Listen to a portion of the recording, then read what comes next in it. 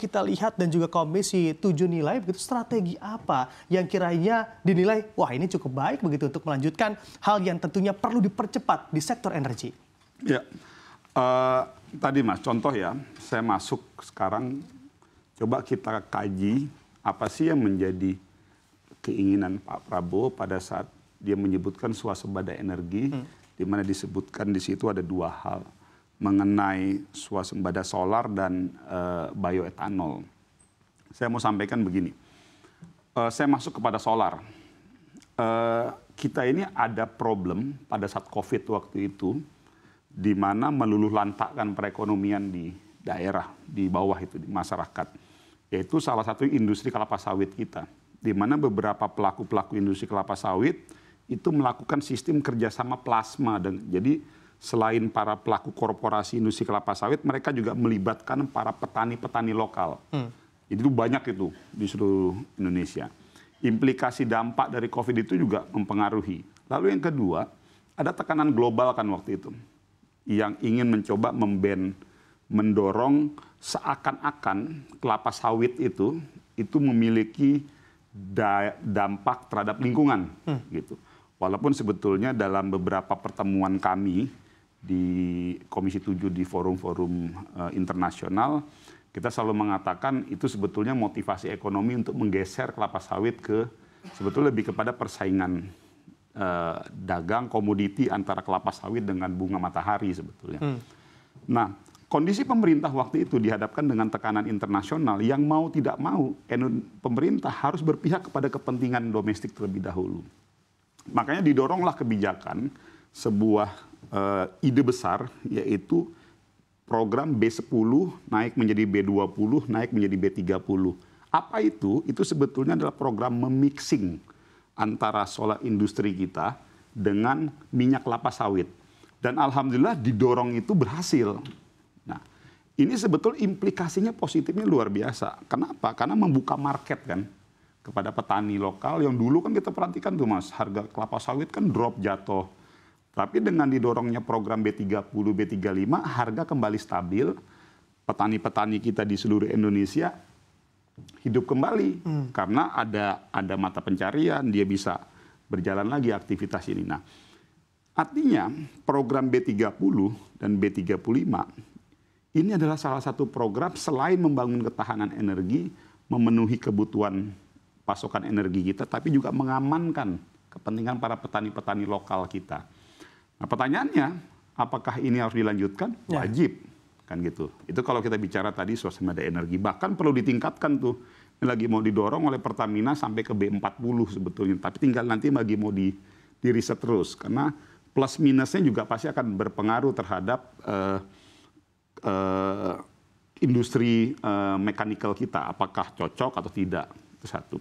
Lalu masalah bioetanol. Nah ini yang memang mau saya respon secara objektif. Dulu bioetanol ini sebetulnya sudah berjalan di era pemerintahannya Pak SBY. Dari era Pak SBY diteruskan di era Pak Jokowi. Namun memang dalam perjalanan Mas, bioetanol agak sedikit terhambat. Kenapa? Karena tidak mampu bersaing di market. Kenapa? Karena harga fossil fuel dalam hal ini minyak Pertamax, Pertamax Plus, minyak bensin, Pertalite itu masih lebih murah daripada biofuel. Ini kan hukum dagang biasa aja Mas. Masyarakat pasti akan lebih mengejar kepada sesuatu yang lebih murah. Nah, untuk bioetanol ini apakah nantinya juga akan disuntik insentif, Pak Maman? Kalau tanya ke saya, jadi kita harus samakan. Saya setuju nih. Antara insentif dengan subsidi itu dua hal yang berbeda loh. Jadi apabila diberikan insentif, setuju. Tetapi tidak masuk dalam domain subsidi. Karena begini, subsidi energi kita itu sudah kita dorong di LPG 3 kilo full. Jadi artinya kontribusi negara melalui subsidi untuk meringankan beban masyarakat tidak mampu, itu sudah kita berikan di LPG 3 kilo. Jadi saya harus luruskan, jadi jangan sampai jadi beda nih Mas antara insentif dengan subsidi. Nah, insentif itu wajib dibelikan kepada pelaku-pelaku yang memang nanti mau kita dorong untuk bioetanol. Jadi ini dalam rangka agar terjadi akselerasi dan juga mendorong persaingan kompetisi di market. Karena kan kalau kita sudah masuk ke dalam industri hilir, dalam hal ini kayak misalnya bensin, Pertamax, Pertalite, Pertamax Plus, tambahin lagi nanti bioetanol yang mungkin nanti bisa dimanfaatkan untuk beberapa yang lain-lainnya, itu mau nggak mau mekanisme pasar berlaku, Mas. Ya. Mekanisme pasar pasti berlaku.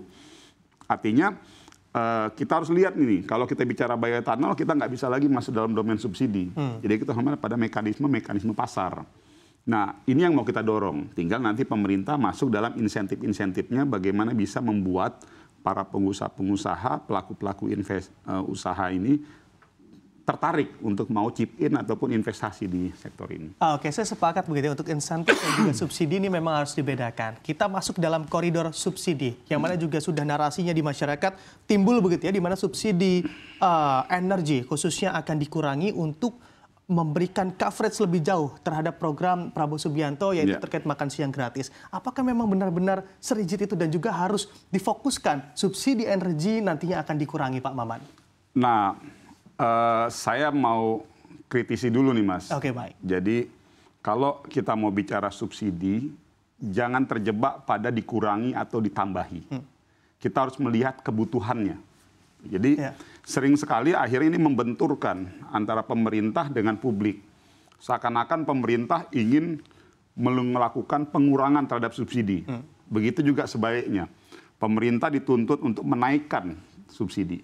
Bukan di situ sebetulnya perdebatannya. Perdebatannya adalah melihat kebutuhan kekinian terhadap subsidi energi. Nah, sekarang saya mau lihat bahwa hari ini pemerintah itu ada dua anggaran besar subsidi energi di LPG 3 kilo dengan subsidi energi listrik. Nah, saya masuk ke LPG 3 kilo.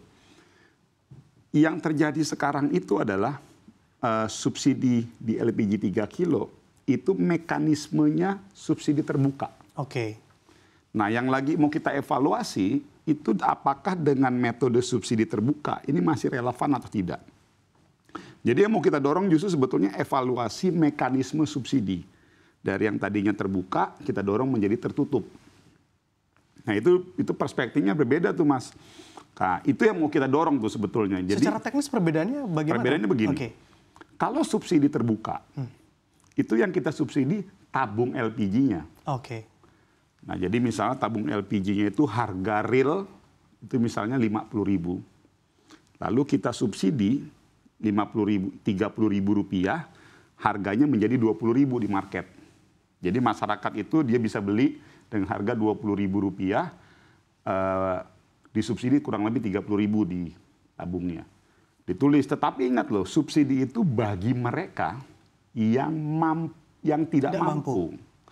Problemnya dengan sistem terbuka, karena yang disubsidi tabungnya, mereka-mereka yang mampu akhirnya ikut membeli. Karena ya nggak susah, karena siapa yang bisa mengontrol, Mas? Jutaan bahkan puluhan juta masyarakat di Indonesia untuk ikut membeli. Kita sulit. Kita mau kritik aparatur untuk melakukan penindakan juga siapa yang sanggup. Kita mau salahkan Pertamina juga siapa yang sanggup mengontrol kayak begitu. Nah, artinya evaluasinya itu bukan, jadi jangan sampai kita terjebak menyalahkan si A ataupun si B ataupun si C. Yang harus dirubah itu metode subsidinya menjadi subsidi tertutup. Apa itu subsidi tertutup? Yang kita subsidi itu adalah orang tidak mampu. Jadi kita buat database, ada berapa sih orang tidak mampu di Indonesia ini? Misalnya ada 50 juta orang. Misalnya, Mas ya, misalnya. Kita kasih mereka duit ke rekeningnya agar mereka mampu membeli LPG 3 kilo dengan harga normal. Gitu loh, Mas. Jadi itu metodenya. Nah, ini yang sebetulnya harus karena gini seakan-akan kesannya kalau kita bilang mau cabut subsidi itu akhirnya jadi perdebatannya jadi ini sebetulnya nggak ada. Jadi ini cuma metode subsidi aja. Betulnya. Nah, cuman ada PR yang memang harus kita lakukan nanti ke depan, database orang miskin.